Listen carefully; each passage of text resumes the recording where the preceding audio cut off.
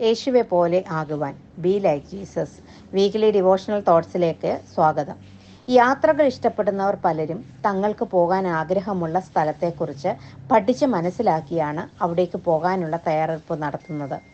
ഇന്ന് യൂട്യൂബ് വ്ളോഗ്സിൻ്റെ കാലമായതിനാൽ തന്നെ തങ്ങൾ പോകേണ്ടുന്ന സ്ഥലവും വഴികളും ഭക്ഷണവും യാത്രയും ഒക്കെ തനിക്ക് മുന്നേ പോയവരുടെ അനുഭവങ്ങൾ കണ്ട് മനസ്സിലാക്കി പോയി അത് എക്സ്പീരിയൻസ് ചെയ്യാനായി നമുക്ക് സാധിക്കും. പോയി കണ്ടവർക്ക് മാത്രമേ ഒരു യാത്ര നന്നായി വിവരിക്കാനാവൂ. യേശു തൻ്റെ ശിഷ്യന്മാർക്ക് പ്രത്യക്ഷപ്പെട്ടപ്പോൾ ശിഷ്യനായ തോമസ് കൂടെയില്ലായിരുന്നു. യേശു തങ്ങൾക്ക് പ്രത്യക്ഷപ്പെട്ട സംഗതി മറ്റു ശിഷ്യന്മാർ വിവരിച്ചപ്പോൾ തോമസിനത് പ്രയാസമായി മാറി. താനത് മിസ് ചെയ്തല്ലോ, ആ ഭാഗ്യം തനിക്കുണ്ടായില്ലല്ലോ എന്ന ചിന്ത അവനിലുണ്ടായി. യോഹന്നാൻ എഴുതിയ സുവിശേഷം 20-ാം അധ്യായം 24 മുതൽ 29 വരെ വായിക്കുമ്പോൾ നമുക്ക് ഈ സംഭവം കാണാനായി കഴിയുന്നു. 10 പേർ പറഞ്ഞ സാക്ഷ്യത്തേക്കാൾ തനിക്ക് വ്യക്തിപരമായി യേശുവിൻ്റെ ഒരു പ്രത്യക്ഷത അവൻ ആഗ്രഹിച്ചു. നമ്മിൽ പലരും കരുതുന്നത് പോലെ സംശയാലുവായ തോമസ് അല്ല ഈ തോമസ്. നമ്മെപ്പോലെ വിശ്വസിക്കാത്തവർക്കും കാണാത്തവർക്കും വേണ്ടിയാണ് ഈ കാര്യം യോഹന്നാൻ തൻ്റെ സുവിശേഷത്തിൽ ഉൾക്കൊള്ളിച്ചത് തന്നെ.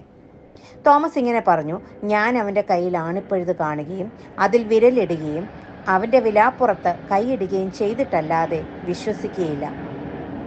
തോമസിനെ പോലെ ചില ഓപ്പർച്യൂണിറ്റികൾ നാം നഷ്ടപ്പെടുത്തിയിട്ടില്ലേ? നമ്മിൽ പലരുടെയും സുഹൃത്തുക്കൾക്കും ബന്ധുക്കൾക്കും ഈ എൻകൗണ്ടർ ഉണ്ടായിട്ടും നമുക്കത് അനുഭവിക്കാൻ കഴിയാതെ വന്ന സാഹചര്യങ്ങൾ ഉണ്ടായിട്ടില്ലേ? ഇവിടെ ഉയർത്തെഴുന്നേറ്റ യേശുവിനെ കാണാനുള്ള അതിയായ ആഗ്രഹമാണ് തോമസിനുണ്ടായത്. 27-ാം വാക്യത്തിൽ പറയുന്നു: 8 ദിവസം കഴിഞ്ഞിട്ട് തോമസും കൂടെയുള്ളപ്പോൾ യേശു തൻ്റെ ശിഷ്യന്മാർക്ക് വീണ്ടും പ്രത്യക്ഷനായി. ഈ പ്രാവശ്യം തോമസിന് വേണ്ടി മാത്രമായാണ് യേശു വന്നത്. താൻ ആവശ്യപ്പെട്ട തെളിവുകൾ പരിശോധിച്ചു നോക്കാൻ യേശു തോമസിനോട് പറയുന്നു. തോമസിനെ യേശു ശാസിക്കുകയോ കുറ്റപ്പെടുത്തുകയോ ചെയ്യുന്നില്ല എന്ന് നാം മനസ്സിലാക്കണം. ചിലർ അവിശ്വസിക്കുന്നത് ബുദ്ധിയുടെ ലക്ഷണമായി കരുതുന്നു. എന്നാൽ തെളിവ് കിട്ടിയിട്ടും അവിശ്വസിക്കുന്നത് ബുദ്ധിയുടെ ലക്ഷണം അല്ല. തൻ്റെ പ്രിയ ശിഷ്യൻ അവിശ്വാസത്തിൽ തുടരാൻ യേശു അനുവദിച്ചില്ല എന്നത് ശ്രദ്ധേയമായ കാര്യമാണ്. യേശുവിനെ കണ്ട് വിശ്വസിക്കാതെ കാണാതെ വിശ്വസിക്കാൻ ദൈവം നമുക്ക് ഭാഗ്യം നൽകി. യേശു തൻ്റെ മുറിവിൽ തൊടാൻ പറഞ്ഞെങ്കിലും തോമസ് തൊട്ടു നോക്കിയില്ല. മറിച്ച് യേശുവിനെ കണ്ട മാത്രയിൽ അവൻ പൂർണ്ണമായും യേശുവിൽ വിശ്വസിച്ചു. തോമസ് അവനോട് പറയുന്നു: എൻ്റെ കർത്താവും എൻ്റെ ദൈവവുമേ. ക്രിസ്തുവിൽ വിശ്വസിക്കുക എന്നാൽ ദൈവത്വം അംഗീകരിക്കുക, ഏറ്റുപറയുക എന്നതാണ്. അക്കാലത്ത് കൈസറായിരുന്നു കർത്താവും ദൈവവുമെന്ന് റോമാക്കാർ കണക്കാക്കിയിരുന്നത്. അങ്ങനെ സംബോധന ചെയ്യാൻ പുരുഷാരത്തെ അവർ നിർബന്ധിച്ചുമിരുന്നു. എന്നാൽ ഇവിടെ തോമസിന് വ്യക്തമായി മനസ്സിലായി കർത്താവും ദൈവവും ഒരുവനേയുള്ളൂ, അത് യേശുക്രിസ്തു മാത്രമാണ്. 29-ാം വാക്യം പറയുന്നു: കാണാതെ വിശ്വസിച്ചവർ ഭാഗ്യവാന്മാർ. ആരാണ് ഈ കാണാതെ വിശ്വസിച്ചത്? നാം ഓരോരുത്തരുമല്ലേ? കണ്ടിട്ടില്ല എങ്കിലും കേട്ടിട്ടില്ല എങ്കിലും തൊട്ടിട്ടില്ല എങ്കിലും നാം അവനിൽ വിശ്വസിക്കുന്നു, സ്നേഹിക്കുന്നു. പുനരുത്ഥാനം ചെയ്ത ക്രിസ്തുവിനെ വിശ്വസിക്കുക എന്നതാണ് ക്രിസ്തീയ ജീവിതത്തിൻ്റെ അടിസ്ഥാനം. ഇവിടെ 4 കാര്യങ്ങൾ തോമസിൽ നടക്കുന്നു. തൻ്റെ സംശയമല്ലെങ്കിൽ ആശങ്കയല്ലെങ്കിൽ സങ്കടം.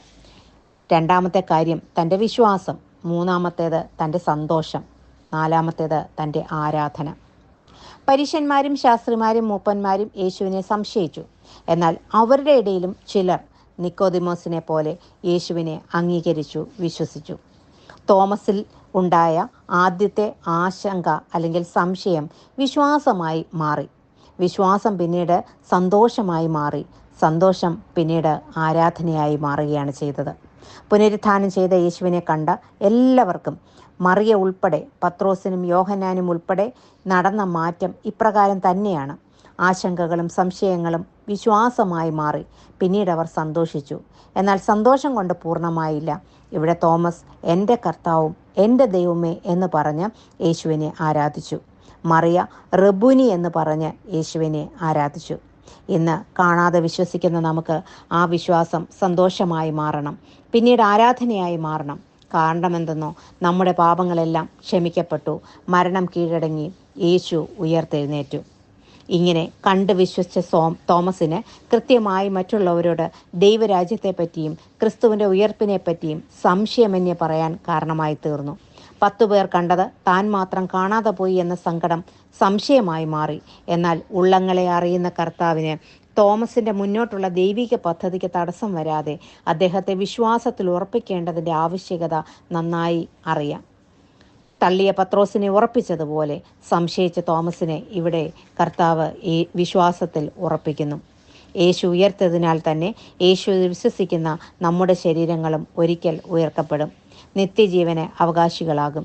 ഇനി സമയങ്ങൾ നഷ്ടമാക്കാതെ യേശുവിൽ വിശ്വസിക്കുക, ഏറ്റുപറയുക, സന്തോഷം പ്രാപിക്കുക, അവനെ ആരാധിക്കുക, നിത്യരാജ്യത്തിന് അവകാശിയായി മാറുക എന്ന പ്രാർത്ഥനയോടെ ഈ ധ്യാനചിന്ത ഇവിടെ അവസാനിപ്പിക്കുന്നു. God bless you all.